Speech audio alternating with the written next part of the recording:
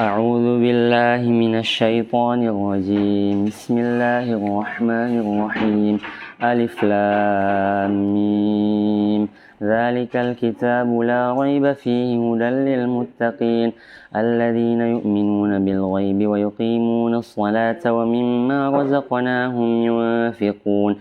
والذين يؤمنون بما أنزل إليك وما أنزل من قبلك وبالآخرة هم يوقنون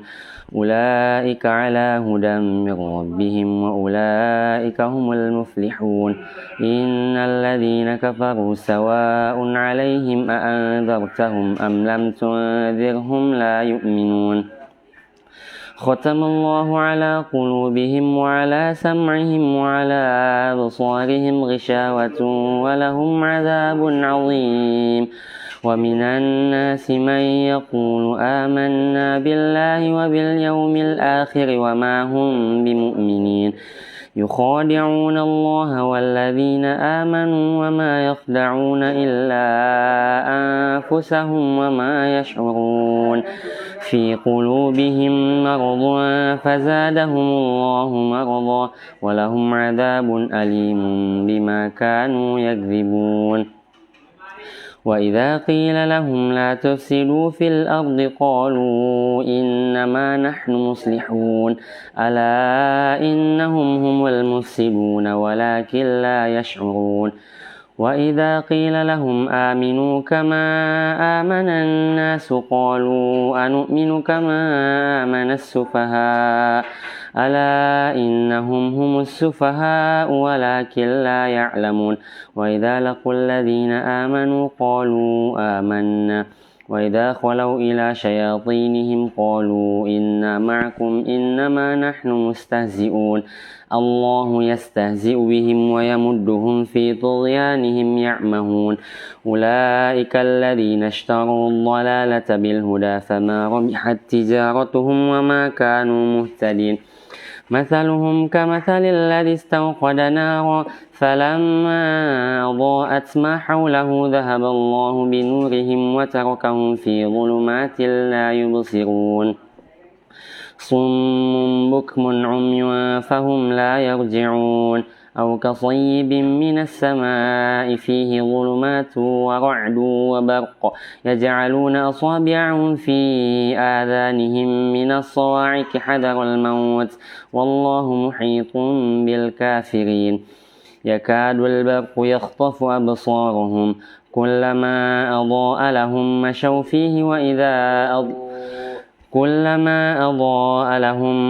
فيه وإذا أظلم عليهم قاموا ولو شاء الله لذهب بسمعهم وأبصارهم إن الله على كل شيء قدير يا أيها الناس اعبدوا ربكم الذي خلقكم والذين من قبلكم لعلكم تتقون الذي جعل لكم الأرض فراشا والسماء بناء وأنزل من السماء ماء فأخرج به من الثمرات رزقا لكم فلا تجعلوا لله أندادا وأنتم تعلمون وإن كنتم في ريب مما نزلنا على عبدنا فأتوا بسورة من مثله وادعوا شهداءكم من دون الله إن كنتم صادقين فإن لم تفعلوا ولن تفعلوا فاتقوا النار التي وقودها الناس والحجارة أعدت للكافرين وبشر الذين آمنوا وعملوا الصالحات أن لهم جنات تجري من تحتها الأنهار كلما رزقوا منها من ثمرة رزقا قالوا هذا الذي رزقنا من قبل وأتوا به متشابها ولهم فيها أزواج مطهرة وهم فيها خالدون إن الله لا يستحيي أن يضرب مثلا ما بعوضة فما فوقها فأما الذين آمنوا فيعلمون أنه الحق من ربهم وأما الذين كفروا فيقولون ماذا أراد الله بهذا مثلا يضل به كثيرا ويهدي به كثيرا وما يضل به إلا الفاسقين الذين ينقضون عهد الله من بعد ميثاقه ويقطعون ما أمر الله به أن يوصل ويفسدون في الأرض أولئك هم الخاسرون كيف تكفرون بالله وكنتم أمواتا فأحياكم ثم يميتكم ثم يحييكم ثم إليه ترجعون هو الذي خلق لكم ما في الأرض جميعا ثم استوى إلى السماء فسواهن 7 سماوات وهو بكل شيء عليم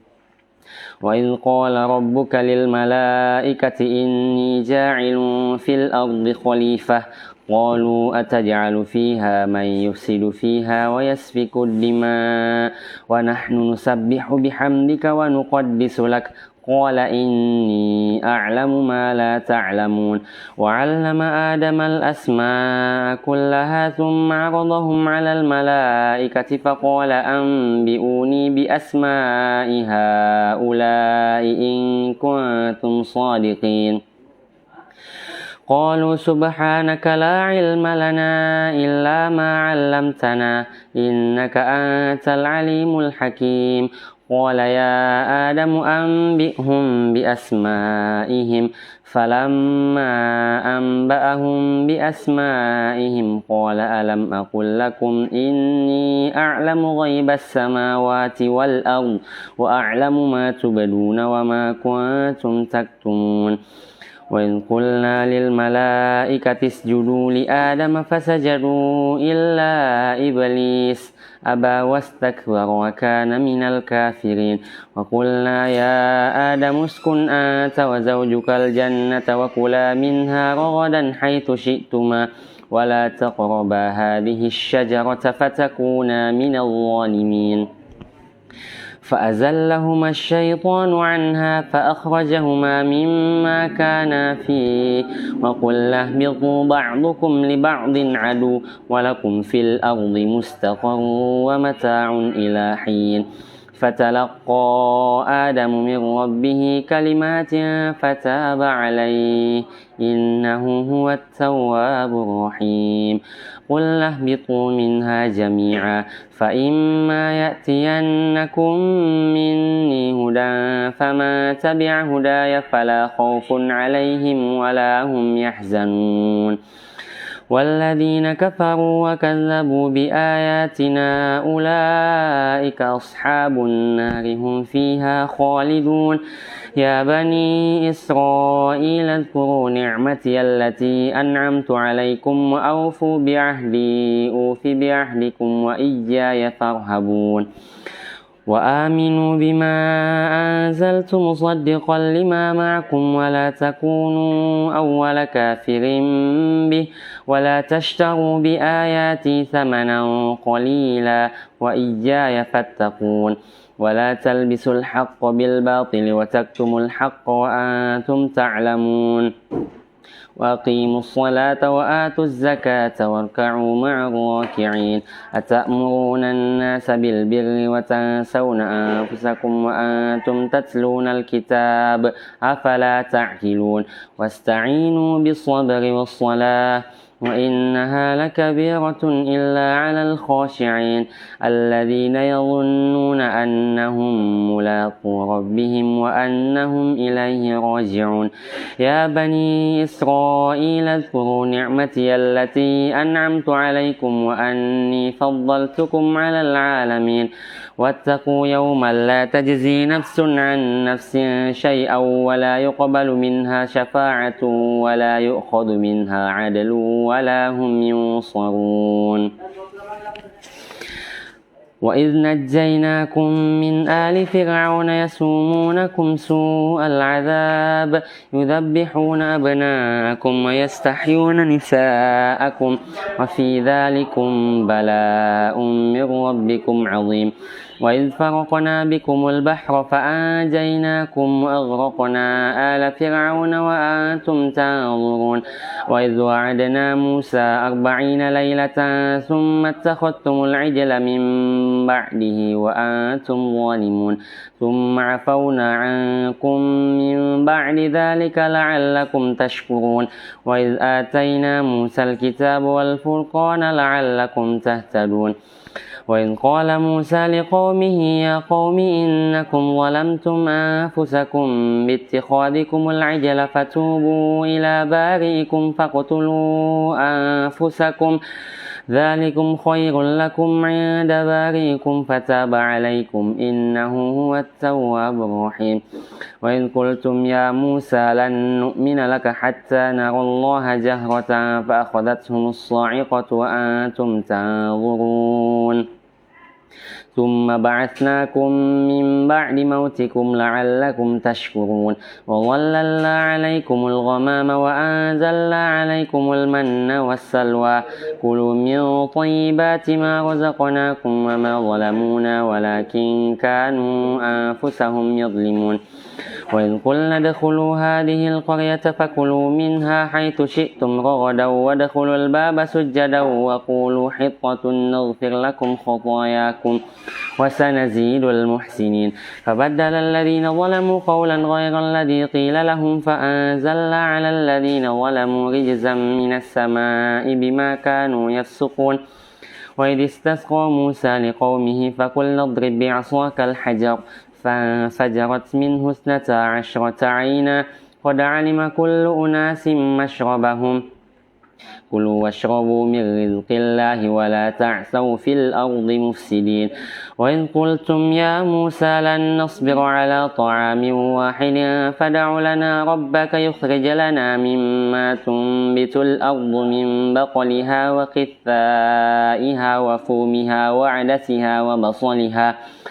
قال أتستبدلون الذي هو أدنى بالذي هو خير اهبطوا مصرا فإن لكم ما سألتم وضربت عليهم الذلة والمسكنة وباءوا بغضب من الله ذلك بأنهم كانوا يكفرون بآيات الله ويقتلون النبيين بغير الحق ذلك بما عصوا وكانوا يعتدون إن الذين آمنوا والذين هادوا والنصارى والصابئين من آمن بالله واليوم الآخر وعمل صالحا فلهم أجرهم عند ربهم ولا خوف عليهم ولا هم يحزنون وإذ أخذنا ميثاقكم ورفعنا فوقكم الطور خذوا ما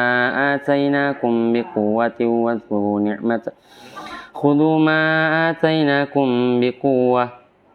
واذكروا ما فيه لعلكم تتقون ثم توليتم من بعد ذلك فلولا فضل الله عليكم ورحمته لكنتم من الخاسرين ولقد علمتم الذين اعتدوا منكم في السبت فقلنا لهم كونوا قردة خاسئين فجعلناها نكالا لما بين يديها وما خلفها وموعظة للمتقين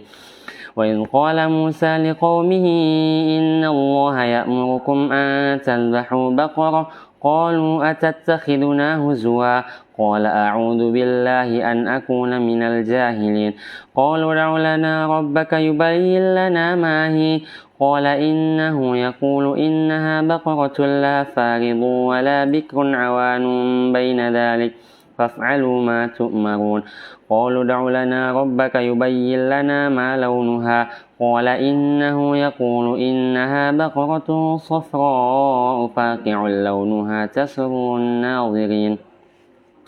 قالوا ادع لنا ربك يبين لنا ما هي إن البقرة شابه علينا وإنا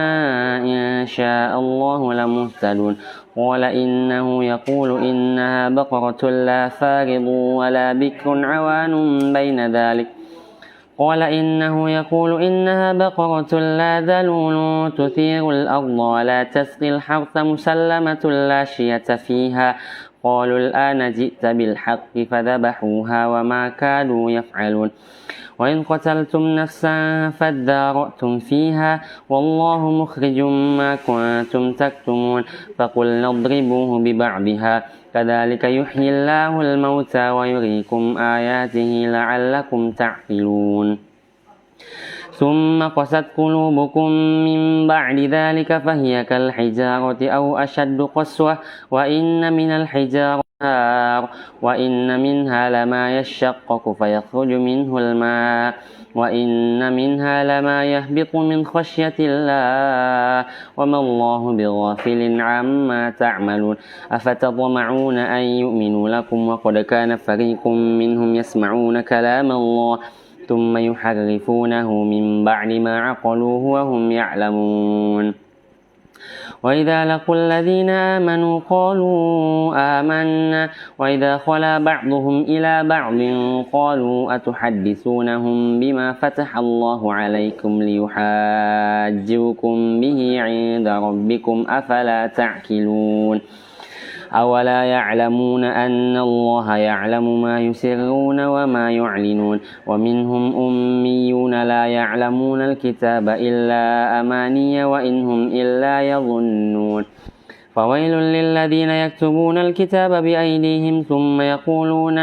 ثم يقولون هذا من عند الله ليشتروا به ثمنا قليلا فويل لهم مما كتبت أيديهم وويل لهم مما يكسبون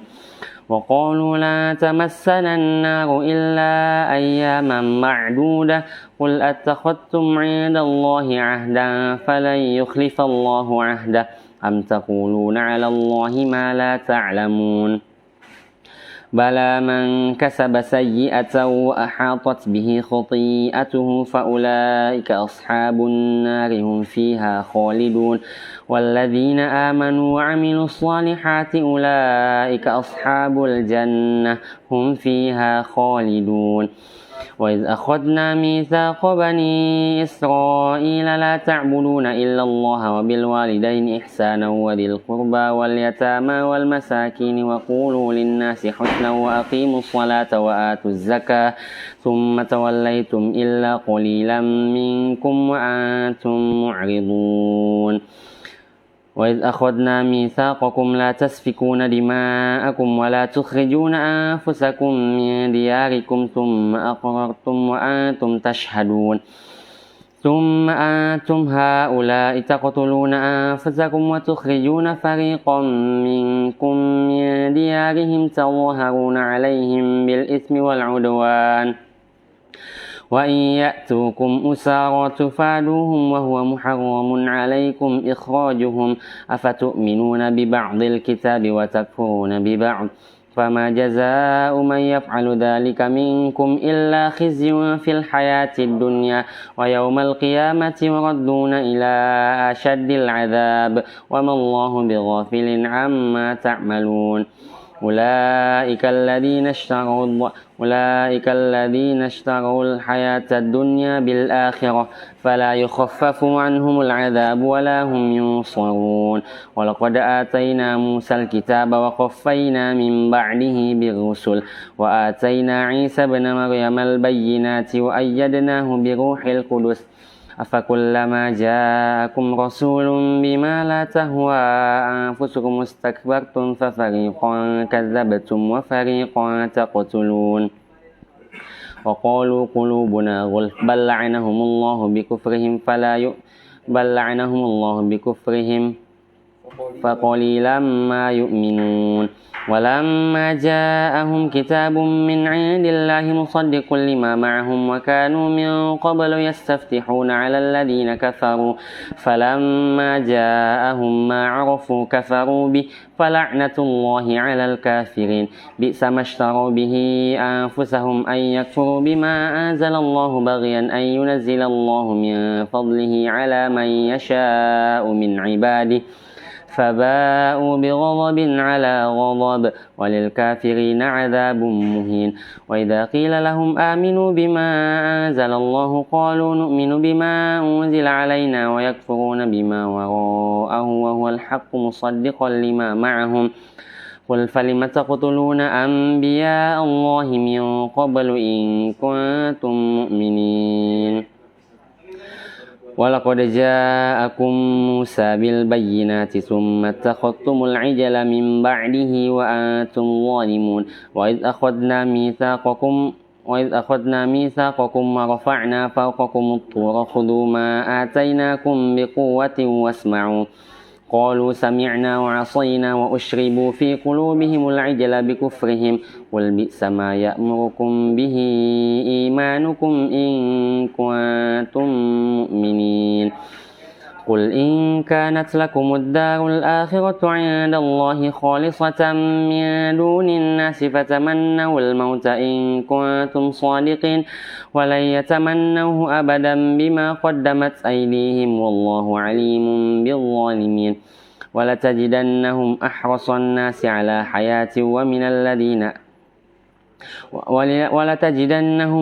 الناس على حياة ومن الذين أشركوا يود أحدهم لو يعمر 1000 سنة وما هو بمزحزحه من العذاب أن يعمر والله بصير بما يعملون قل من كان عدوا لجبريل فإنه نزله على قلبك بإذن الله مصدقا لما بين يديه وهدى وبشرى للمؤمنين من كان عدوا لله وملائكته ورسله وجبريل وميكال فإن الله عدو للكافرين ولقد أنزلنا إليك آيات بينات وما يكفر بها إلا الفاسقون أوكلما عاهدوا عهدا نبذه فريق منهم بل أكثرهم لا يؤمنون ولما جاءهم رسول من عند الله مصدق لما معهم وكانوا من قبل ولما جاءهم رسول من عند الله مصدق لما معهم نبذ فريق من الذين أوتوا الكتاب كتاب الله وراء ظهورهم كأنهم لا يعلمون واتبعوا ما تتلو الشياطين على ملك سليمان وما كفر سليمان ولكن الشياطين كفروا يعلمون الناس السحر وما أنزل على الملكين ببابل هاروت وماروت وما يعلمان من أحد حتى يقولا إنما نحن فتنة فلا تكفر فيتعلمون منهما ما يفرقون به بين المرء وزوجه وما هم بضارين به من أحد إلا بإذن الله ويتعلمون ما يضرهم ولا ينفعهم ولقد علموا لمن اشتراه ما له في الآخرة من خلاق ولبئس ما شروا به أنفسهم لو كانوا يعلمون ولو أنهم آمنوا واتقوا لمثوبة من عند الله خير لو كانوا يعلمون يا أيها الذين آمنوا لا تقولوا راعنا وقولوا انظرنا واسمعوا وللكافرين عذاب أليم ما يود الذين كفروا من أهل الكتاب ولا المشركين أن ينزل عليكم من خير من ربكم والله يختص برحمته من يشاء والله ذو الفضل العظيم ما ننسخ من آية أو ننسها نأتي بخير منها أو مثلها ألم تعلم أن الله على كل شيء قدير ألم تعلم أن الله له ملك السماوات والأرض وما لكم من دون الله من ولي ولا نصير أم تريدون أن تسألوا رسولكم كما سئل موسى من قبل ومن يتبدل الكفر بالإيمان فقد ضل سواء السبيل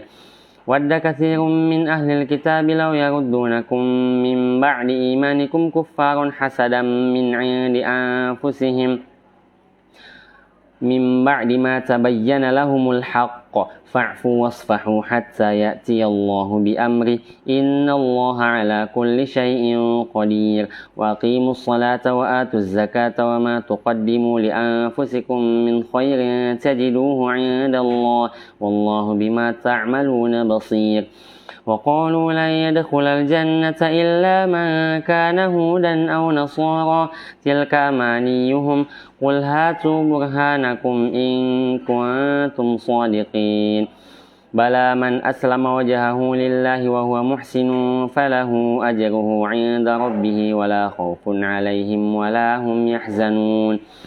وقالت اليهود ليست النصارى على شيء وقالت النصارى ليست اليهود على شيء وهم يتلون الكتاب كذلك قال الذين لا يعلمون مثل قولهم فالله يحكم بينهم يوم القيامة فيما كانوا فيه يختلفون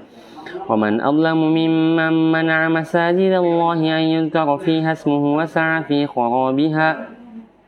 أولئك ما كان لهم أن يدخلوها إلا خائفين لهم في الدنيا خزي ولهم في الآخرة عذاب عظيم ولله المشرق والمغرب وأينما تولوا فثم وجه الله إن الله واسع عليم وقالوا اتخذ الله ولدا سبحانه بل له ما في السماوات وما في الأرض كل له قانتون بديع السماوات والأرض وإذا قضى أمرا فإنما يقول له كن فيكون وقال الذين لا يعلمون لولا يكلمنا الله أو تأتينا آية كذلك قال الذين من قبلهم مثل قولهم تشابهت قلوبهم قد بينا الآيات إن كنتم قد بينا لكم الآيات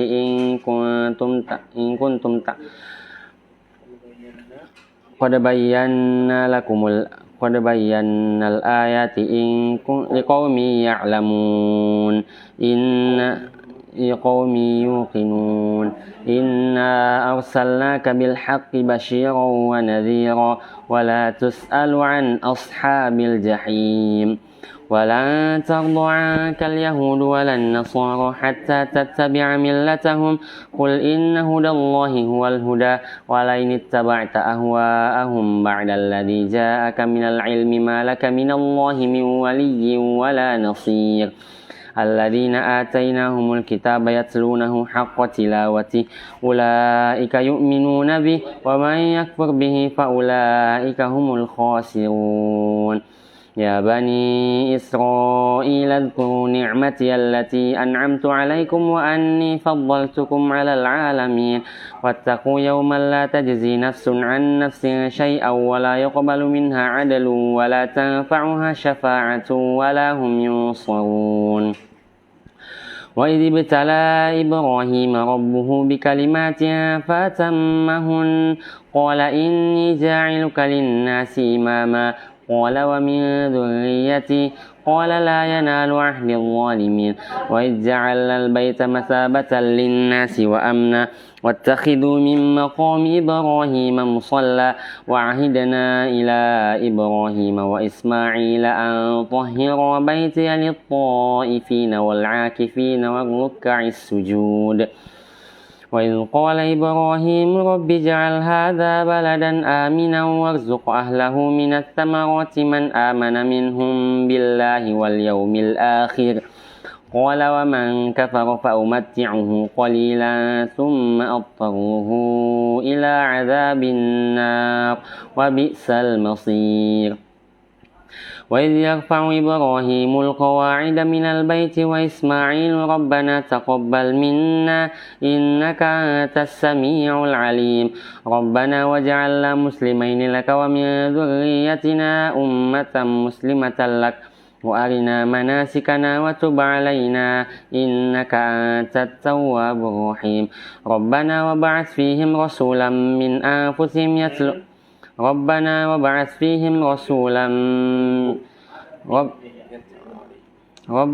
وابعث فيهم رسولا منكم يتلو عليهم آياتنا ويزكيهم ويعلمهم الكتاب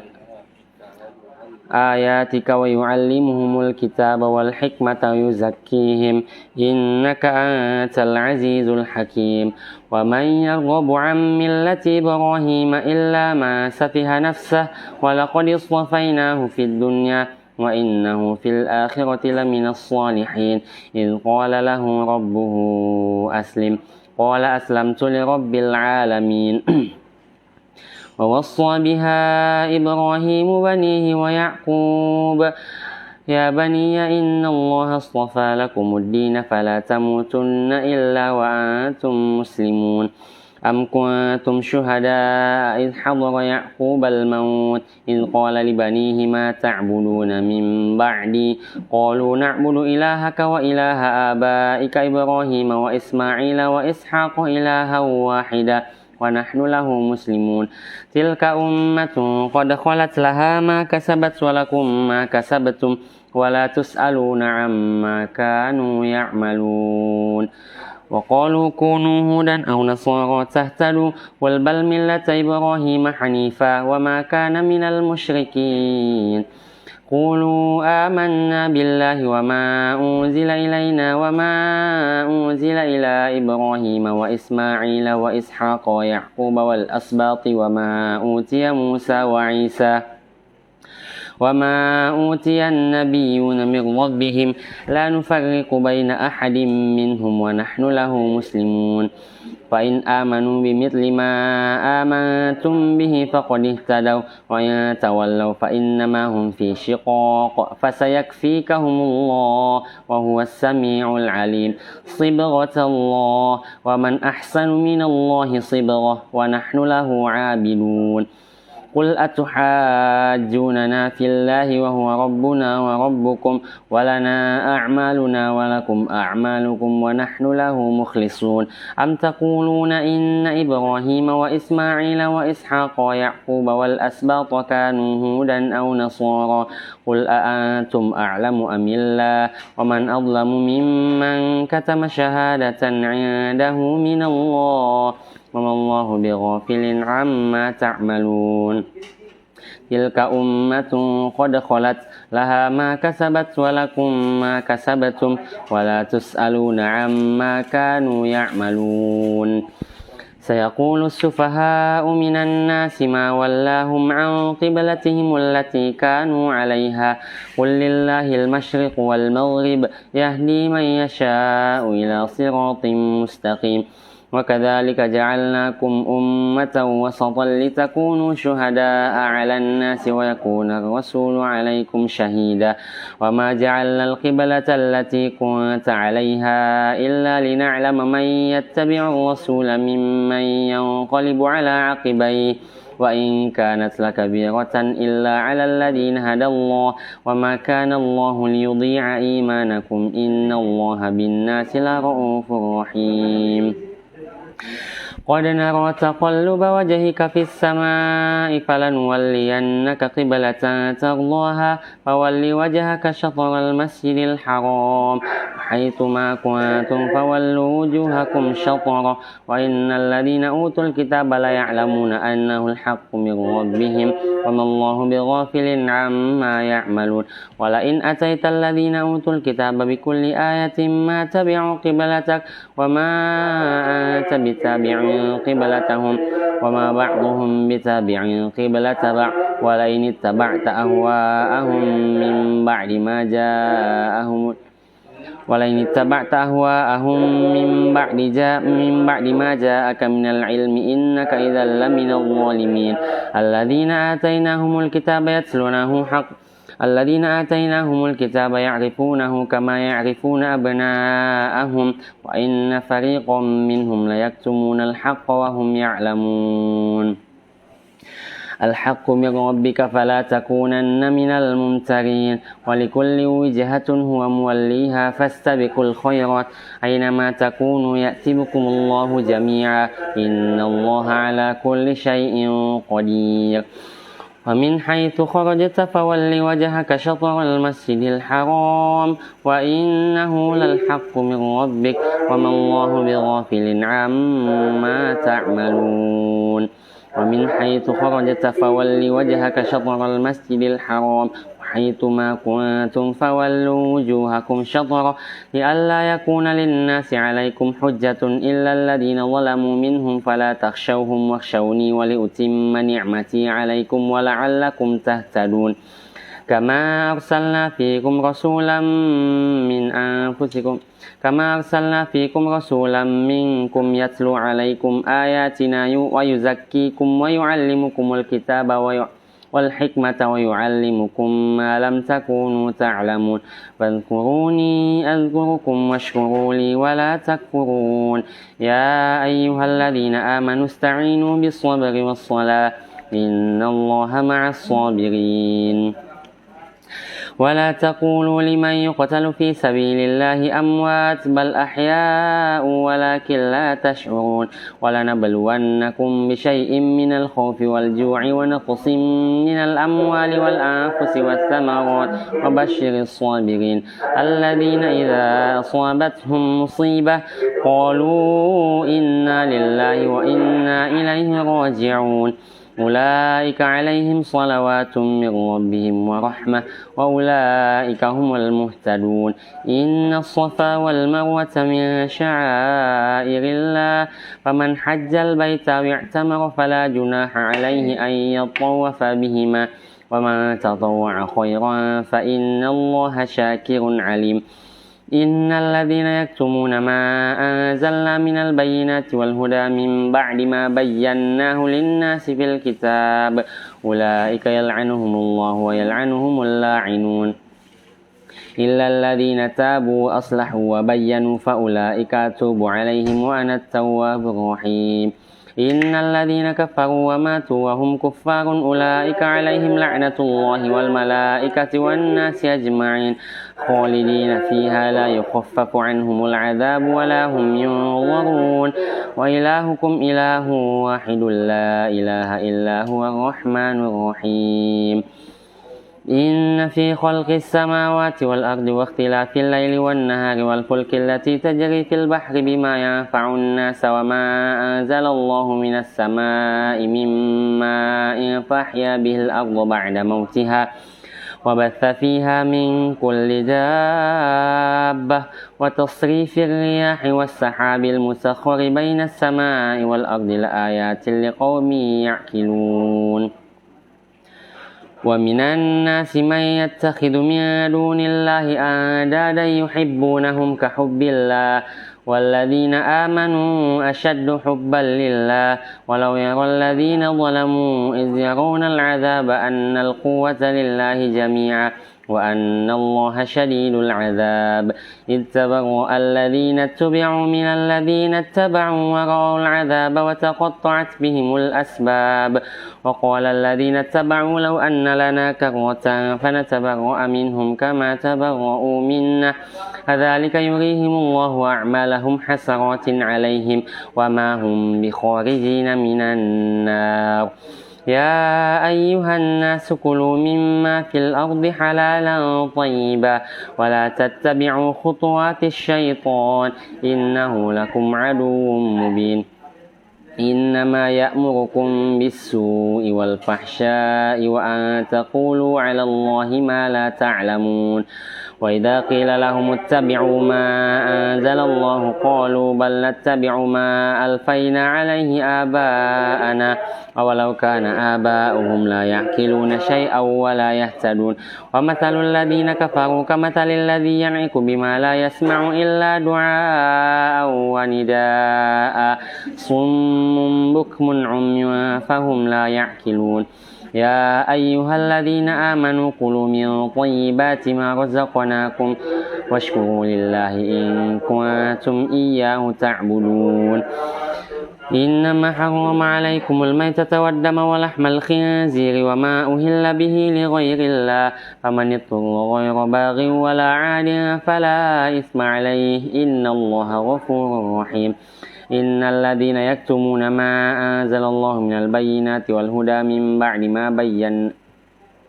إن الذين يكتمون ما أنزل الله من الكتاب ويشترون به ثمنا قليلا أولئك ما يأكلون في بطونهم إلا النار ولا يكلمهم الله يوم القيامة ولا يزكيهم ولهم عذاب أليم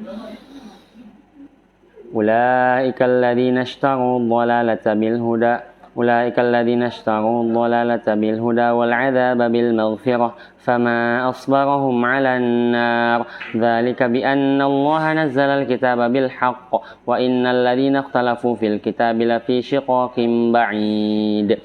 ليس البر أن تولوا وجوهكم قبل المشرق والمغرب ولكن البر من آمن بالله واليوم الآخر والملائكة والكتاب والنبيين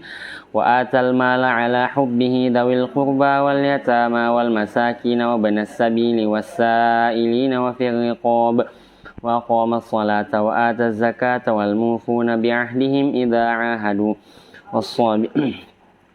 والصابرين في البأساء والضراء وحين البأس أولئك الذين صدقوا وأولئك هم المتقون يا أيها الذين آمنوا كتب عليكم القصاص في القتلى الحر بالحر والعبد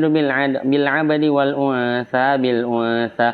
فمن عفي له من أخيه شيء فاتباع بالمعروف وأداء إليه بإحسان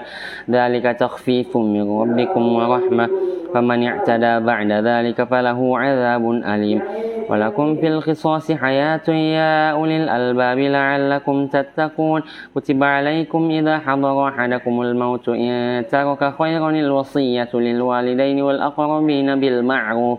حقا على المتقين فمن بدله بعدما سمعه فإنما إثمه على الذين يبدلونه إن الله سميع عليم فمن خاف من موص جنفا أو إثما فأصلح بينهم فلا إثم عليه إن الله غفور رحيم يا أيها الذين آمنوا كتب عليكم الصيام كما كتب على الذين من قبلكم لعلكم تتقون أياما معدودات فمن كان منكم مريضا أو على سفر فعدة من أيام أخر وعلى الذين يطيقونه فدية طعام مسكين فمن تطوع خيرا فهو خير له وأن تصوموا خير لكم إن كنتم تعلمون شهر رمضان الذي أنزل فيه القرآن هدى للناس وبينات من الهدى والفرقان فمن شهد منكم الشهر فليصم ومن كان مريضا أو على سفر فعدة من أيام أخر يريد الله بكم اليسر ولا يريد بكم العسر ولتكملوا العدة ولتكبروا الله على ما هداكم ولعلكم تشكرون وإذا سألك عبادي عني فإني قريب أجيب دعوة الداعي إذا دعان فليستجيبوا لي وليؤمنوا بي لعلهم يرشدون أحل لكم ليلة الصيام الرفث إلى نسائكم هن لباس لكم وأنتم لباس لهن علم الله أنكم كنتم تختانون أنفسكم فتاب عليكم وعفى عنكم فالآن باشروهن وابتغوا ما كتب الله لكم وكلوا واشربوا حتى يتبين لكم الخيط الأبيض من الخيط الأسود من الفجر ثم أتموا الصيام إلى الليل ولا تباشروهن وأنتم عاكفون في المساجد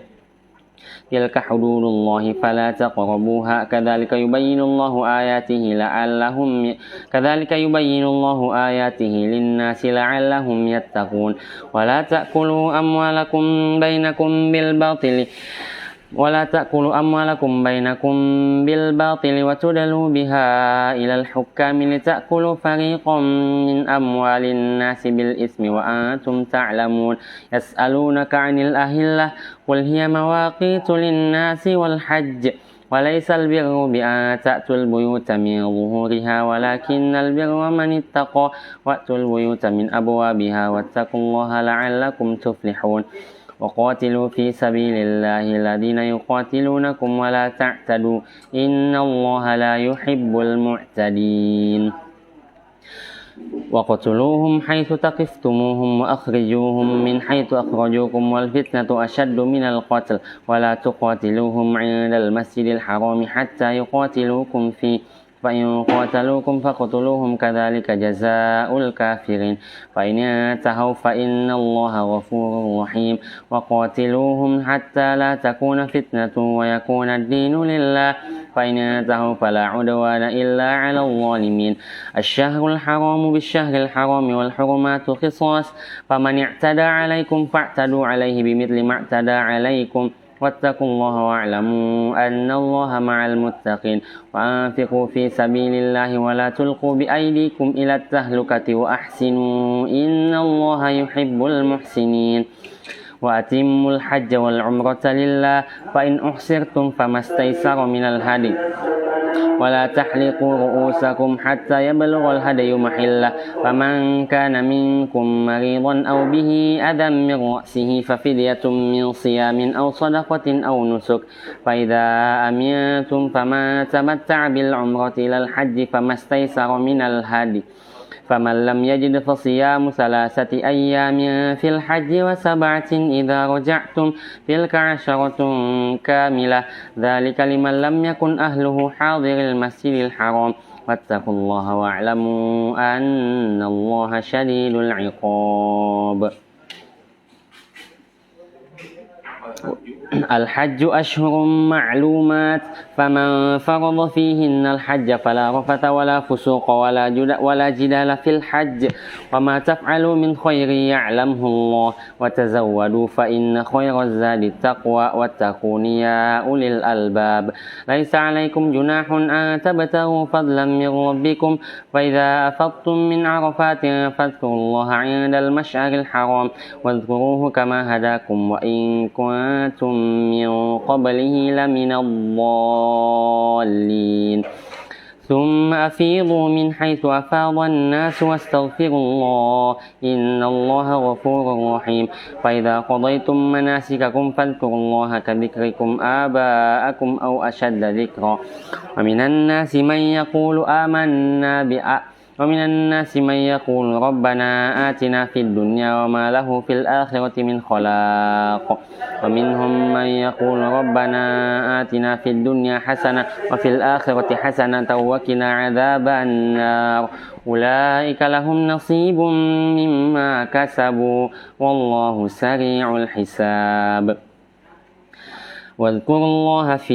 أيام معدودات فما تعجل في يومين فلا إثم عليه وما تأخر فلا إثم عليه لمن اتقى واتقوا الله واعلموا أنكم إليه تحشرون ومن الناس من يعجبك قوله في الحياة الدنيا ويشهد الله على ما في قلبه وهو ألد الخصام وإذا تولى سعى في الأرض ليفسد فيها ويهلك الحرث والنسل والله لا يحب الفساد وإذا قيل له اتق الله أخذته العزة بالإثم فحسبه جهنم ولبئس المهاد ومن الناس من يشري نفسه ابتغاء مرضات الله والله رؤوف بالعباد يا أيها الذين آمنوا ادخلوا في السلم كافة ولا تتبعوا خطوات الشيطان إنه لكم عدو مبين فإن زللتم من بعد ما جاءتكم البينات فاعلموا أن الله عزيز حكيم هل ينظرون إلا أن يأتيهم الله في ظلل من الغمام والملائكة وقضي الأمر وإلى الله ترجع الأمور سل بني إسرائيل كم آتيناهم من آية بينة ومن يبدل نعمة الله من بعد ما جاءته فإن الله شديد العقاب سل بني إسرائيل كم آتيناهم من آية بينة ومن يبدل نعمة الله من بعد ما جاءته فإن الله شديد العقاب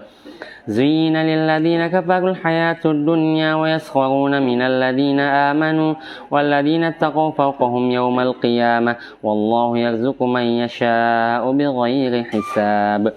كان الناس أمة واحدة فبعث الله النبيين مبشرين ومنذرين وأنزل معهم الكتاب بالحق ليحكم بين الناس فيما اختلفوا فيه وما اختلف فيه إلا الذين أوتوه من بعد ما جاءتهم البينات بغيا بينهم فهدى الله الذين آمنوا لما اختلفوا فيه من الحق بإذنه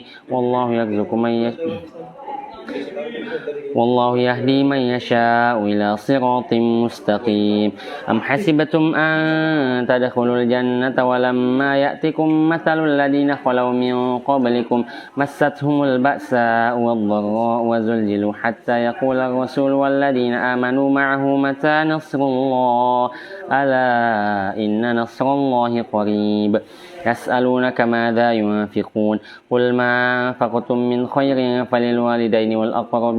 فللوالدين والأقربين واليتامى والمساكين وبن السبيل وما تفعلوا من خير فإن الله به عليم كتب عليكم القتال وهو كره لكم وعسى أن تكرهوا شيئا وهو خير لكم وعسى أن تحبوا شيئا وهو شر لكم والله يعلم وأنتم لا تعلمون يسألونك عن الشهر الحرام قتال فيه قل قتال فيه كبير وصد عن سبيل الله وكفر به والمسجد الحرام وإخراج أهله منه أكبر عند الله والفتنة أكبر من القتل ولا يزالون يقاتلونكم حتى يردوكم عن دينكم إن استطاعوا ومن يرتد منكم عن دينه فيمت وهو كافر فأولئك حبطت أعمالهم في الدنيا والآخرة وما لهم من ناصرين إن الذين آمنوا والذين هاجروا وجاهدوا في سبيل الله أولئك يرجون رحمة الله والله غفور رحيم يسألونك عن الخمر والميسر قل فيهما إثم كبير ومنافع للناس وإثمهما أكبر من نفعهما ويسألونك ماذا ينفقون قل العفو كذلك يبين الله لكم الآيات لعلكم تتفكرون في الدنيا والآخرة ويسألونك عن اليتامى قل إصلاح لهم خير وإن تخالطوهم فإخوانكم والله يعلم المفسد من المصلح ولو شاء الله لأعنتكم إن الله عزيز حكيم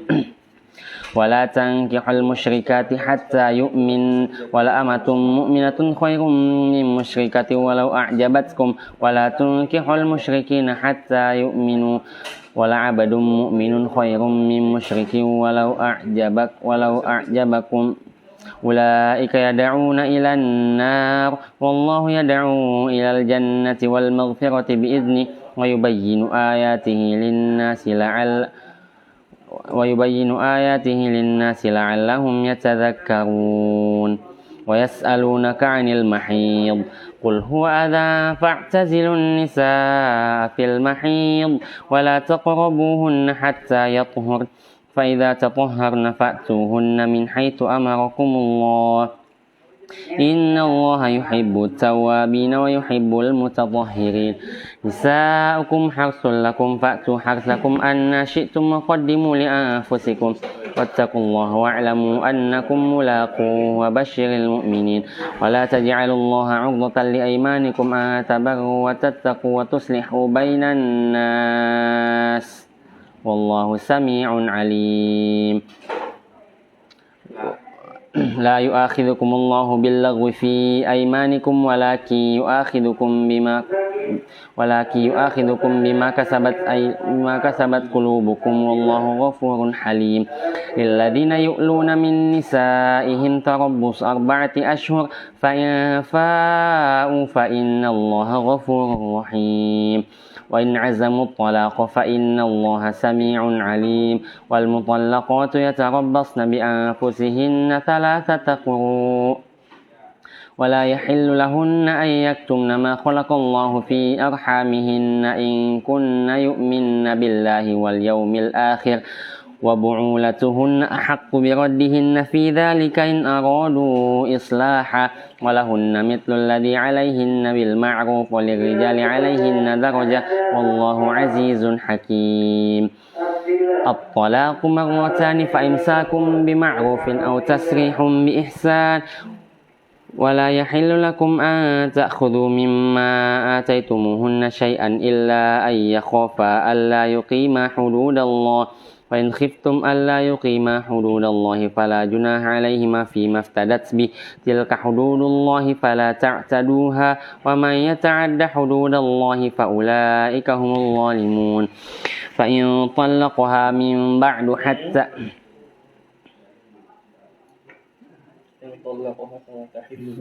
فإن طلقها فلا تحل له من بعد حتى تنكح زوجا غيره فإن طلقها فلا جناح عليهما أن يتراجعا إن ظنا ألا يقيما حدود الله وتلك حدود الله يبينها لقوم يعلمون وإذا طلقتم النساء فبلغن أجلهن فأمسكوهن بمعروف أو سرحوهن بمعروف ولا تمسكوهن ضرارا لتعتدوا ومن يفعل ذلك فقد ظلم نفسه ولا تتخذوا آيات الله هزوا واذكروا نعمة الله عليكم وما أنزل عليكم من الكتاب والحكمة يعظكم به واتقوا الله واعلموا أن الله بكل شيء عليم وإذا طلقتم النساء فبلغن أجلهن فلا تعضلوهن أن ينكحن أزواجهن إذا تراضوا بينهم بالمعروف ذلك يوعظ به من كان منكم يؤمن بالله واليوم الآخر ذلكم أزكى لكم وأطهر والله يعلم وأنتم لا تعلمون والوالدات يرضعن أولادهن حولين كاملين لمن أراد أن يتم الرضاعة وعلى المولود له رزقهن وكسوتهن بالمعروف لا تكلف نفسا إلا وسعها لا تضار والدة بولدها ولا مولود له بولده وعلى الوارث مثل ذلك فإن أراد فصالا عن تراض منهما وتشاور فلا جناح عليهما وإن أردتم أن تسترضعوا أولادكم فلا جناح عليكم إذا سلمتم ما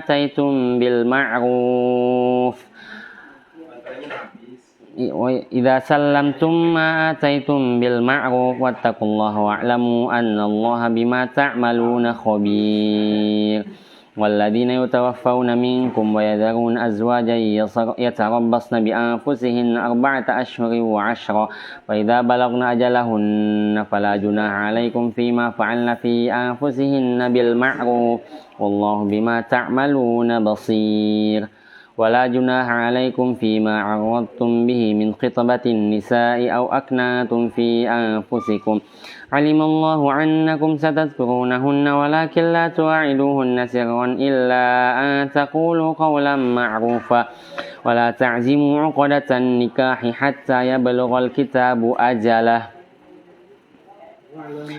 واعلموا أن الله يعلم ما في أنفسكم فاحذروا واعلموا أن الله غفور حليم لا جناح عليكم إن طلقتم النساء ما لم تمسوهن أو تفرضوا لهن فريضة ومتعوهن على الموسع قدره وعلى المقتر قدره متاعا بالمعروف حق على المحسنين وإن طلقتموهن من قبل أن تمسوهن قد فرضتم لهن فريضة فنصف ما فرضتم إلا أن يعفون أو يعفو الذي بيده عقدة النكاح وأن تعفوا أقرب للتقوى ولا تنسوا الفضل بينكم إن الله بما تعملون خبير حافظوا على الصلوات والصلاة الوسطى وقوموا لله قانتين وإن خفتم فرجالا أو ركبانا فإذا أمنتم فاذكروا الله كما علمكم ما لم تكونوا تعلمون والذين يتوفون منكم ويذرون أزواجا وصية لأزواجهم متاعا إلى الحول غير إخراج وإن خرجن فلا جناح عليكم فيما فعلن في أنفسهن من معروف والله عزيز حكيم وللمطلقات متاع بالمعروف حقا على المتقين كذلك يبين الله لكم آياته لعلكم تعقلون ألم تر إلى الذين خرجوا من ديارهم وهم ألوف حذر الموت فقال لهم الله موتوا ثم أحياهم إن الله لذو فضل على الناس ولكن أكثر الناس لا يشكرون وقاتلوا في سبيل الله واعلموا أن الله سميع عليم ما ذا الذي يقرض الله قرضا حسنا فيضاعفه له أضعافا كثيرة والله يقبض ويبسط وإليه ترجعون ألم تر إلى الملأ من بني إسرائيل من بعد موسى إذ قالوا لنبي له مبعث لنا ملكا نقاتل في سبيل الله قال هل عسيتم إن كتب عليكم القتال ألا تقاتلوا قالوا وما لنا ألا نقاتل في سبيل الله وقد أخرجنا من ديارنا وأبنائنا فلما كتب عليهم القتال تولوا إلا قليلا منهم والله عليم بالظالمين وقال لهم نبيهم إن الله قد بعث لكم طالوت ملكا قالوا أن يكون له الملك علينا ونحن أحق بالملك منه ولم يؤت سعة من المال قال إن الله اصطفاه عليكم وزاده بسطة في العلم والجسم والله يؤتي ملكه من يشاء والله واسع عليم وقال لهم نبيهم إن آية ملكه أن يأتيكم التابوت فيه سكينة من ربكم وبقية مما ترك آل موسى وآل هارون تحمله الملائكة إن في ذلك لآية لكم إن كنتم مؤمنين فلما فصل طالوت بالجنود قال إن الله مبتليكم بنهر فمن شرب منه فليس مني ومن لم يطعمه فإنه مني إلا من اغترف غرفة بيده فشربوا منه إلا قليلا منهم فلما جاوزه هو والذين آمنوا معه قالوا لا طاقة لنا اليوم بجالوت وجنوده قال الذين يظنون أنهم ملاقو الله كم من فئة قليلة غلبت فئة كثيرة بإذن الله والله مع الصابرين ولما برزوا لجالوت وجنوده قالوا ربنا أفرغ علينا صبرا وثبت أقدامنا وانصرنا على القوم الكافرين فهزموهم بإذن الله وقتل داود جالوت وآتاه الله الملك والحكمة وعلمه مما يشاء ولولا دفع الله الناس بعضهم لبعض لفسدت الأرض ولكن الله ذو فضل على العالمين تلك آيات الله نتلوها عليك بالحق وإنك لمن المرسلين تلك الرسل فضلنا بعضهم على بعض منهم من كلم الله ورفع بعضهم درجات وآتينا عيسى ابن مريم البينات وأيدناه بروح القدس ولو شاء الله ما قتل الذين من بعدهم من بعد ما جاءتهم البينات ولكن اختلفوا فمنهم من آمن ومنهم من كفر ولو شاء الله ما قتتلوا ولكن الله يفعل ما يريد يا أيها الذين آمنوا أنفقوا مما رزقناكم من قبل أن يأتي يوم لا بيع فيه ولا خلة ولا شفاعة والكافرون هم الظالمون الله لا إله إلا هو الحي القيوم لا تأخذه سنة ولا نوم له ما في السماوات وما في الأرض ما ذا الذي يشفع عنده إلا بإذنه يعلم ما بين أيديهم وما خلفهم ولا يحيطون بشيء من علمه إلا بما شاء وسع كرسيه السماوات والأرض ولا يؤوده حفظهما وهو العلي العظيم لا إكراه في الدين قد تبين الرشد من الغي فمن يكفر بالطاغوت ويؤمن بالله فقد استمسك بالعروة الوثقى لا انفصام لها والله سميع عليم الله ولي الذين آمنوا يخرجهم من الظلمات إلى النور والذين كفروا أولياؤهم الطاغوت يخرجونهم من النور إلى الظلمات أولئك أصحاب النار هم فيها خالدون ألم تر إلى الذي حاج إبراهيم في ربه أن آتاه الله الملك قال إبراهيم ربي الذي يحيي ويميت قال أنا أحيي وأميت قال إبراهيم فإن الله يأتي بالشمس من المشرق فأت بها من المغرب فبهت الذي كفر والله لا يهدي القوم الظالمين أو كالذي مر على قرية وهي خاوية على عروشها قال أنى يحيي هذه الله بعد موتها فأماته الله 100 عام ثم بعثه قال كم لبثت قال لبثت يوما أو بعض يوم قال بل لبثت 100 عام فانظر إلى طعامك وشرابك لم يتسنه وانظر إلى حمارك ولنجعلك آية للناس وانظر إلى العظام كيف ننشزها ثم نكسوها لحما فلما تبين له قال أعلم أن الله على كل شيء قدير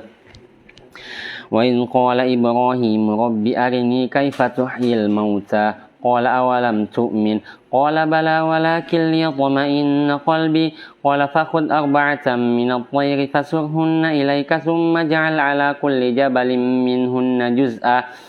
ثم دعوهن يأتينك سعيا واعلم أن الله عزيز حكيم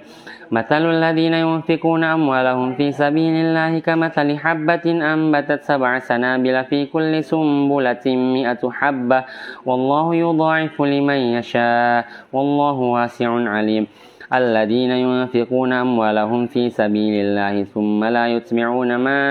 أنفقوا منا ولا أذى لهم أجرهم عند ربهم ولا خوف عليهم ولا هم يحزنون قول معروف ومغفرة خير من صدقة يتبعها أذى والله غني حليم يا أيها الذين آمنوا لا تبطلوا صدقاتكم بالمن والأذى كالذي ينفق ماله رئاء الناس ولا يؤمنون بالله واليوم الآخر فمثله كمثل صفوان عليه تراب فأصابه وابل فتركه صلدا لا يقدرون على شيء مما كسبوا والله لا يهدي القوم الكافرين ومثل الذين ينفقون أموالهم ابتغاء مرضات الله وتثبيتا من أنفسهم كمثل جنة بربوة أصابها وابل فآتت أكلها ضعفين فإن لم يصبها وابل فطل والله بما تعملون بصير أيود أحدكم أن تكون له جنة من نخيل وأعناب تجري من تحتها الأنهار له فيها من كل الثمرات وأصابه الكبر وله ذرية ضعفاء فأصابها إعصار فيه نار فاحترقت كذلك يبين الله لكم الآيات لعلكم تتفكرون يا أيها الذين آمنوا أنفقوا من طيبات ما كسبتم ومما أخرجنا لكم من الأرض ولا تيمموا الخبيث منه تنفقون ولستم بآخذيه إلا أن تغمضوا فيه واعلموا أن الله غني حميد الشيطان يعدكم الفقر ويأمركم بالفحشاء والله يعدكم مغفرة منه وفضلا والله واسع عليم يؤتي الحكمة من يشاء ومن يؤت الحكمة فقد أوتي خيرا كثيرا وما يذكر إلا أولو الألباب وما أنفقتم من نفقة أو نذرتم من نذر فإن الله يعلم وما للظالمين من أنصار إن تبدوا الصدقات فنعما هي وإن تخفوها وتؤتوها الفقراء فهو خير لكم ويكفر عنكم من سيئاتكم والله بما تعملون خبير ليس عليك هداهم ولكن الله يهدي من يشاء وما تنفقوا من خير فلأنفسكم وما تنفقون إلا ابتغاء وجه الله وما تنفقوا من خير فإن الله كان به وما تنفقوا من خير يوفى إليكم وأنتم لا تظلمون للفقراء الذين أحصروا في سبيل الله لا يستطيعون ضربا في الأرض يحسبهم الجاهل أغنياء من التعفف تعرفهم بسيماهم لا يسألون الناس إلحافا وما تنفقوا من خير فإن الله كان به عليم الذين ينفقون أموالهم بالليل والنهار سرا وعلانية فلهم أجرهم عند ربهم ولا خوف عليهم ولا هم يحزنون الذين يأكلون الربا لا يقومون إلا كما يقوم الذي يتخبطه الشيطان من المس ذلك بأنهم قالوا إنما البيع مثل الربا وأحل الله البيع وحرم الربا فمن جاءه موعظة من ربه فانتهى فله ما سلف وأمره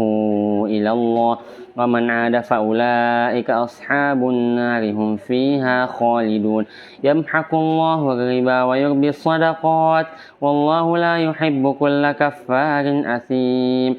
إن الذين آمنوا وعملوا الصالحات وأقاموا الصلاة وآتوا الزكاة لهم أجرهم عند ربهم ولا خوف عليهم ولا هم يحزنون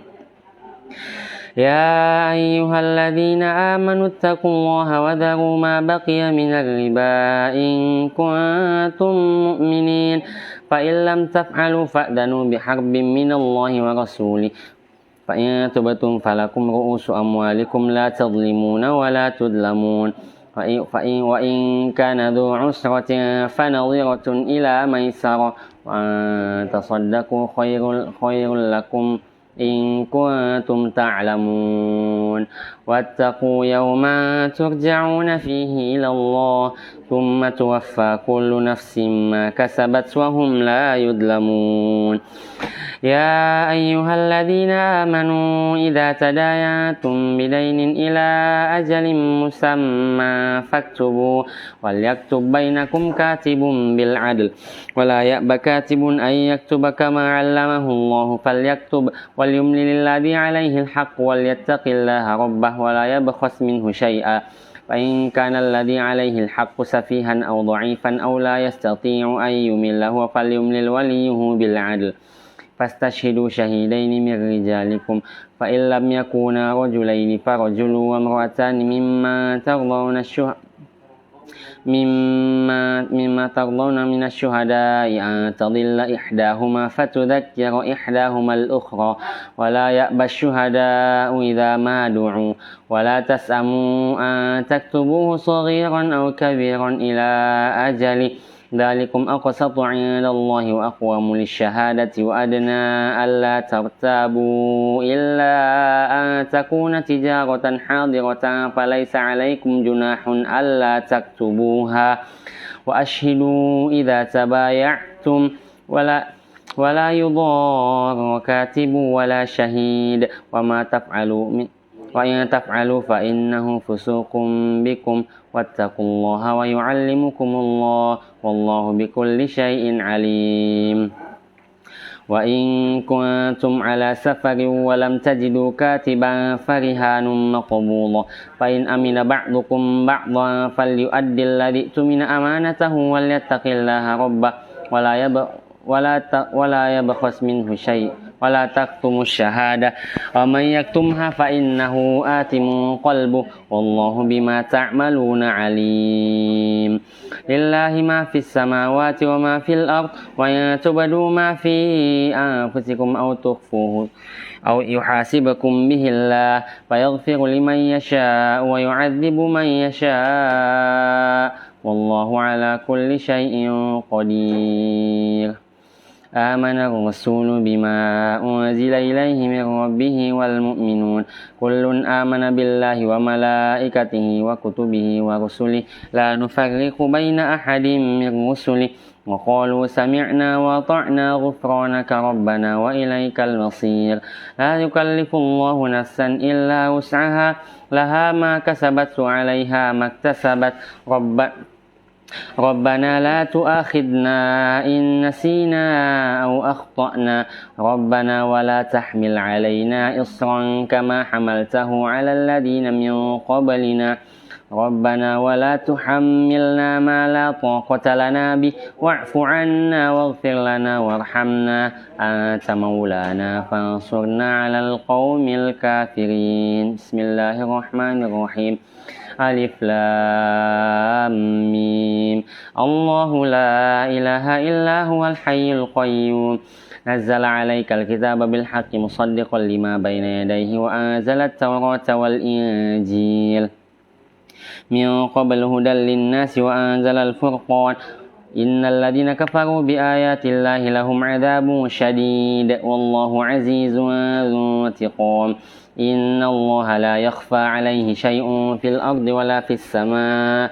هو الذي يصوركم في الأرحام كيف يشاء لا إله إلا هو العزيز الحكيم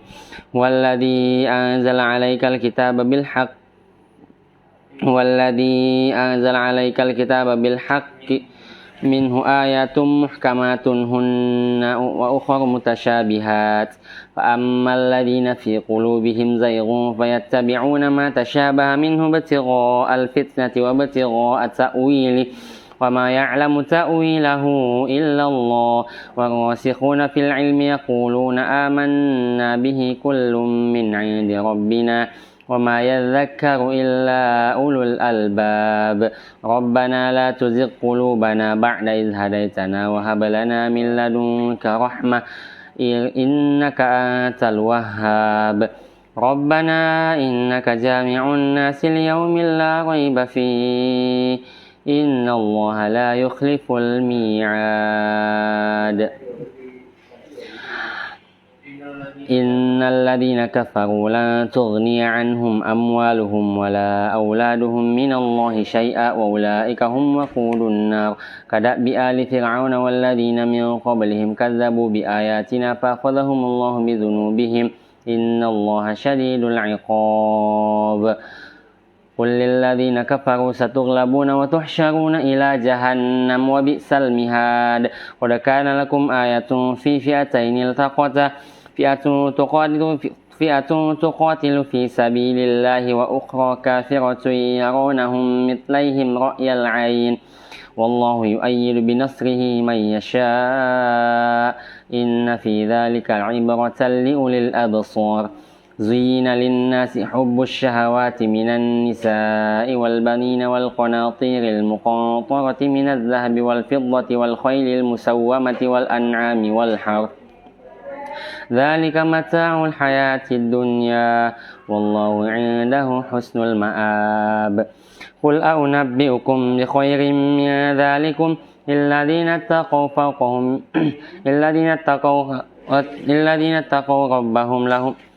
للذين اتقوا عند ربهم جنات تجري من تحتها الأنهار خالدين فيها لهم فيها أزواج مطهرة ورضوان من الله وبئس المصير ورضوان من الله والله بصير بالعباد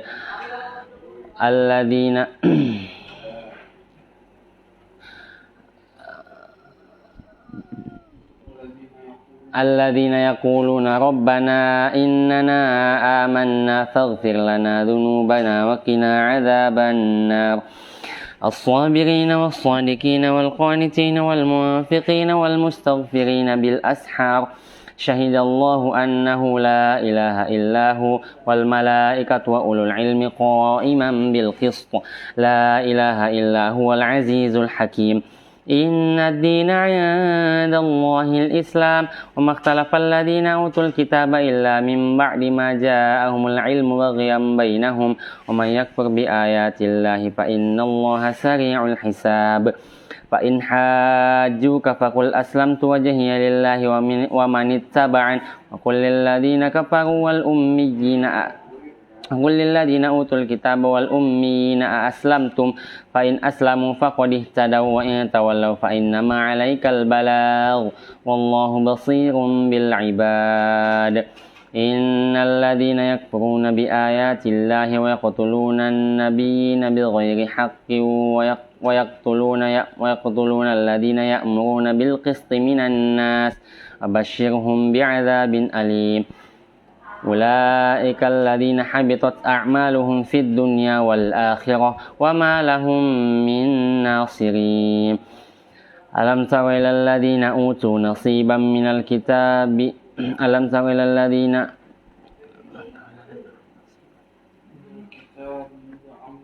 ألم تر إلى الذين أوتوا نصيبا من الكتاب يدعون إلى كتاب الله ليحكم بينهم ثم يتولى فريق منهم وهم معرضون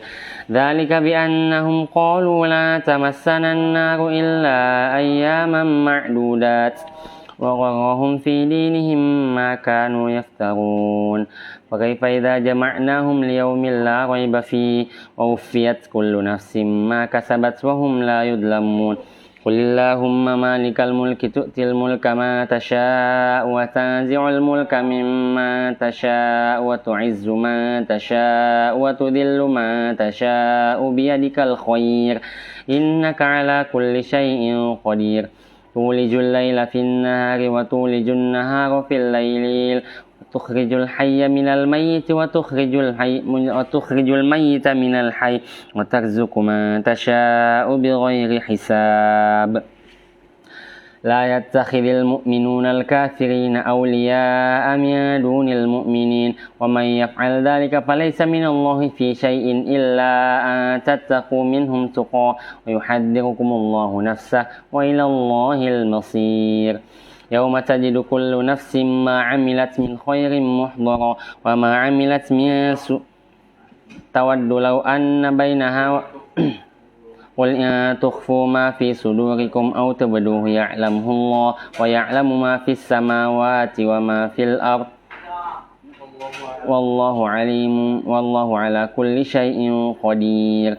يوم تجد كل نفس ما عملت من خير محضرا وما عملت من سوء تود لو أن بينها وبينه أمدا بعيدا ويحذركم الله نفسه والله رؤوف بالعباد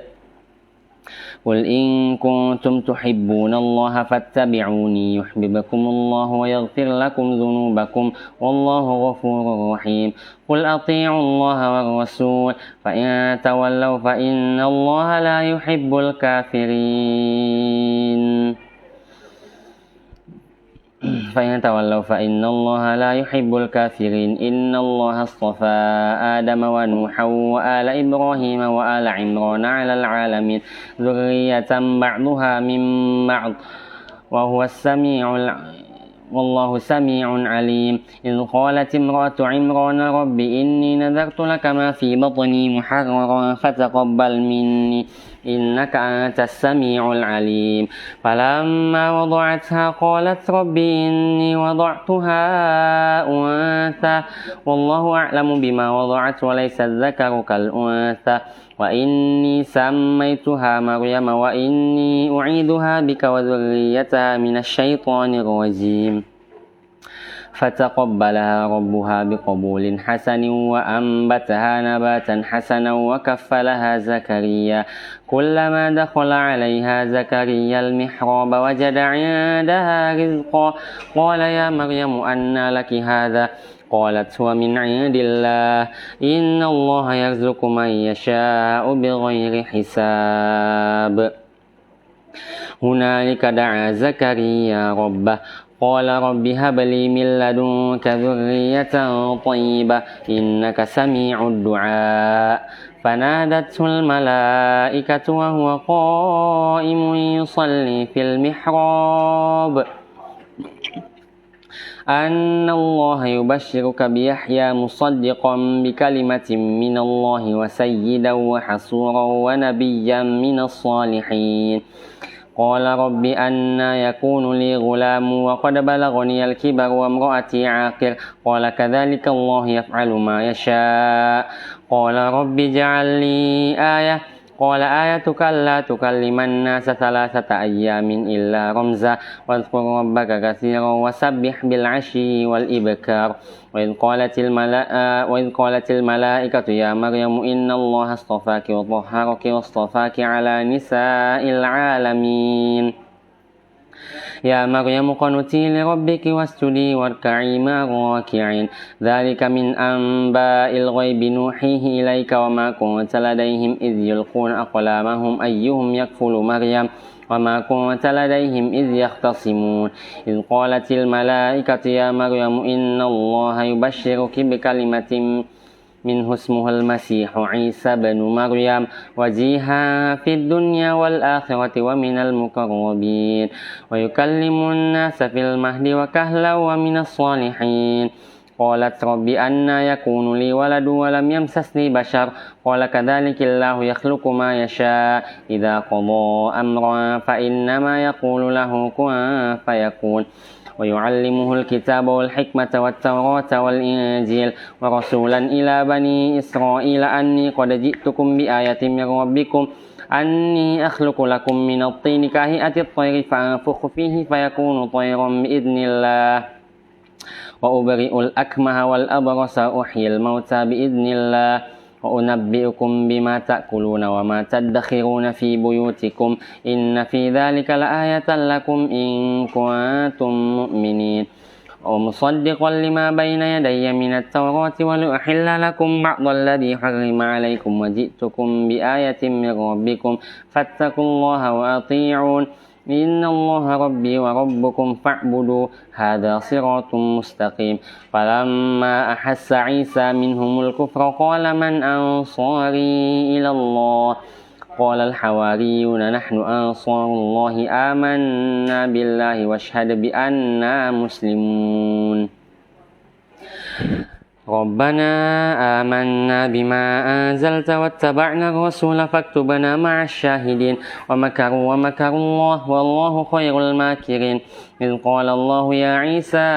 إني متوفيك ورافعك إلي ومطهرك من الذين كفروا وجاعل الذين اتبعوك فوق الذين كفروا إلى يوم القيامة والله يحكم بينكم إن ربنا آمنا بما أنزلت واتبعنا الرسول فاكتبنا مع الشاهدين ومكر الله والله خير الماكرين إذ قال الله يا عيسى إني متوفيك ورافعك إلي ومطهرك من الذين كفروا وجاعل الذين اتبعوك فوق الذين كفروا إلى يوم القيامة ثم إلي مرجعكم فاحكم بينكم فيما كنتم فيه تختلفون فأما الذين كفروا فأعذبهم عذابا شديدا في الدنيا والآخرة وما لهم من ناصرين وأما الذين آمنوا وعملوا الصالحات فيوفيهم أجورهم والله لا يحب الظالمين ذلك نتلوه عليك من الآيات والذكر الحكيم إن مثل عيسى عند الله كمثل آدم خلقه من تراب ثم قال له كن فيكون الحق من ربك فلا تكن من الممترين فمن حاجك فيه من بعد ما جاءك من العلم فقل تعالوا ندع أبناءنا وأبناءكم ونساءنا ونساءكم وأنفسنا وأنفسكم ثم نبتهل فنجعل لعنة الله على الكاذبين إن هذا لهو القصص الحق وما من إله إلا الله وإن الله لهو العزيز الحكيم فإن تولوا فإن الله عليم بالمفسدين قل يا أهل الكتاب تعالوا إلى كلمة سواء بيننا وبينكم ألا نعبد إلا الله ولا نشرك به شيئا ولا يتخذ بعضنا بعضا أربابا من دون الله فإن تولوا فقولوا اشهدوا بأننا مسلمون يا أهل الكتاب لم تحاجون في إبراهيم وما أنزلت التوراة والإنجيل إلا من بعد أفلا تعقلون ها أنتم هؤلاء حاججتم فيما لكم به علم فلم تحاجون فيما ليس لكم به علم والله يعلم وأنتم لا تعلمون ما كان إبراهيم يهوديا ولا نصرانيا ولكن كان حنيفا مسلما وما كان من المشركين إن أولى الناس بإبراهيم للذين اتبعوه وهذا النبي والذين آمنوا والله ولي المؤمنين ودت طائفة من أهل الكتاب لو يضلونكم وما يضلون إلا أنفسهم وما يشعرون يا أهل الكتاب لم تكفرون بآيات الله وأنتم تشهدون يا أهل الكتاب لم تلبسون الحق بالباطل وتكتمون الحق وأنتم تعلمون وقال طائفة من أهل الكتاب آمنوا بالذي أنزل على الذين آمنوا وجه النهار واكفروا آخره لعلهم يرجعون ولا تؤمنوا إلا لمن تبع دينكم قل إن الهدى هدى الله أن يؤتى أحد مثل ما أوتيتم أو يحاجوكم عند ربكم قل إن الفضل بيد الله يؤتيه من يشاء والله واسع عليم يختص برحمته من يشاء والله ذو الفضل العظيم ومن أهل الكتاب من إن تأمنه بقنطار يؤده إليك ومنهم من إن تأمنه بدينار لا يؤده إليك إلا ما دمت عليه قائما ذلك بأنهم قالوا ليس علينا في الأميين سبيل ويقولون على الله الكذب وهم يعلمون بلى من أوفى بعهده واتقى فإن الله يحب المتقين إن الذين يشترون بعهد الله وأيمانهم ثمنا قليلا أولئك لا خلاق لهم في الآخرة ولا يكلمهم الله ولا ينظر إليهم يوم القيامة ولا يزكيهم ولهم عذاب أليم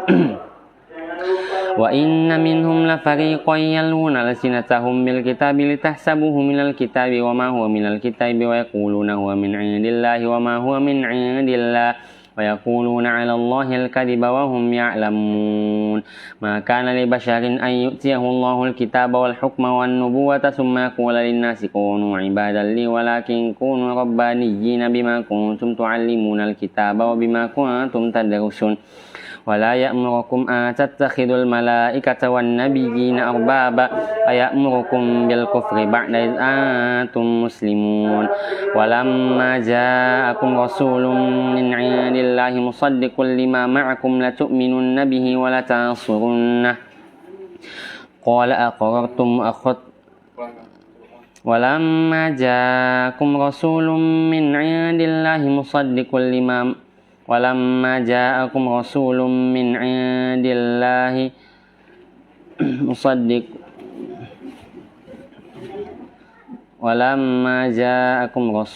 مصدق لما معكم لتؤمنن به ولتنصرنه قال وإذ أخذ الله ميثاق النبيين لما آتيتكم من كتاب وحكمة ثم جاءكم رسول مصدق لما معكم لتؤمنن به ولتنصرنه قال أقررتم وأخذتم على ذلكم إصري قالوا أقررنا قال فاشهدوا وأنا معكم من الشاهدين فما تولى بعد ذلك فأولئك هم الفاسقون أفغير دين الله يبغون وله أسلم من في السماوات والأرض طوعا وكرها وإليه يرجعون قل آمنا بالله وما أنزل علينا وما أنزل على إبراهيم وإسماعيل وإسحاق ويعقوب والأسباط وما أوتي موسى وعيسى والنبيون من ربهم لا نفرق بين أحد منهم ونحن له مسلمون ومن يبتغي غير الإسلام دينا فلن يقبل منه وهو في الآخرة من الخاسرين كيف يهدي الله قوما كفروا بعد إيمانهم وشهدوا أن الرسول حق وجاءهم البينات والله لا يهدي القوم الظالمين أولئك جزاؤهم أن عليهم لعنة الله والملائكة والناس أجمعين خالدين فيها لا يخفف عنهم العذاب ولا هم ينظرون إلا الذين تابوا من بعد ذلك وأصلحوا فإن الله غفور رحيم إن الذين كفروا بعد إيمانهم ثم ازدادوا كفرا لن تقبل توبتهم وأولئك هم الضالون إن الذين كفروا وماتوا وهم كفار فلن يقبل من أحدهم ملء الأرض ذهبا ولو افتدى به ولهم عذاب وأولئك لهم عذاب أليم وما لهم من ناصرين